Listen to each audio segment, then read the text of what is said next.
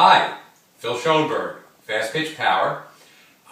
Today I want to talk a little bit about a great question that was asked by one of our students. I really hadn't given it much thought, but what I thought was really thoughtful about this question was that this particular student, pitching student, and a very good hitter by the way, was able to relate the two skills to one basic premise. And that premise is, and the question that was asked was, why is it that when you teach hitting, you teach that the hips rotate aggressively and clear when you're going to hit the ball, while in pitching you specifically say that you're driving forward in a linear fashion? Excellent question, and I'm going to try my best to answer the question. And it may take more than one post to get all of the issues, and if you have any questions, certainly let us know and we'll try our best to answer them. But let me start first with some of the mechanics that we've talked about for many posts and written posts, video posts about the delivery of the windmill pitch. So basically, when I'm going to try to keep this very simple, basically when I come at you to pitch, you're my catcher, and I stride forward into my pitching position, I am tracked, and when I'm in this position, you'll notice that my body creates a boundary that gives me a straight line to my target. So what I want to do now is I want to generate as much power and speed as I possibly can down that straight line. Any other direction that I take my hand is going to rob me of power and command. So from here, I now have, as you can see my hand, it's coming straight at you, I have a linear path to my target to fire the ball and drive through. Now watch what happens. I'll put myself back in that same position. Watch what happens, and you'll notice in that previous movement there was no hip rotation. It was a linear drive through. There will be some subtle rotation, but it's incidental to the pitch, not instrumental. From this position now, watch what happens to my pitching hand, which is now on the power line, heading in a straight path to my target. Watch what happens to my pitching hand when there is aggressive rotation as there is in hitting. Look at my hand.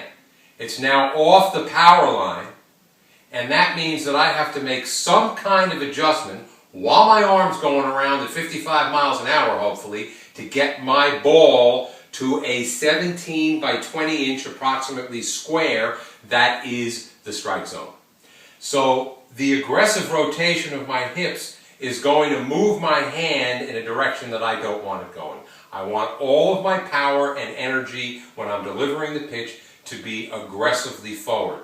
So instead of rotating my hips, which is lower body power and hitting, I am going to be firing, and I'm going to be driving my back half of my body through to my front half with my drive foot, and that takes the place of the aggressive hip rotation. In hitting, big difference here. Instead of delivering the ball right next to my body into a 17 by 20 inch square, I've got the entire field to hit that ball. And I'm going to be making contact with the ball probably 2 to 3 feet away from my body, because I got a bat, not just my hand. So when I'm in position to hit a ball here, and in hitting, in my opinion, it's linear to rotational. The first movement of my hips is going to be forward. And then, when my hands start down toward the hitting zone, my hips are going to clear to give my bat head a clear path to my ball. Then, whether I hit the ball to the right field gap or the left field gap, so long as it's in between two players, I'm very happy. And I'm going to be able to power the ball through by rotating my hips aggressively. Remember, in hitting, there is no drive-through. I'm not swinging and driving my back half to my front half. Instead, I am exploding my hips and hands to the ball, and again I have a bat, and I've got a heck of a lot more space than 17 by 20 inches to deliver that ball and have success. That's the basic answer.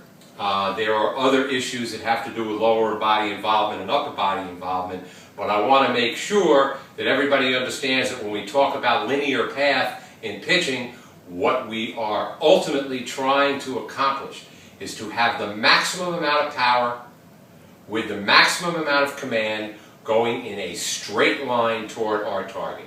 And anything I do with my hand that takes me out of that straight line, including the aggressive rotation of my hips, is going to rob me of my power and command. If you have any questions on this, please ask them, and I will try my best to answer them. Great talking to you. I'll see you next time.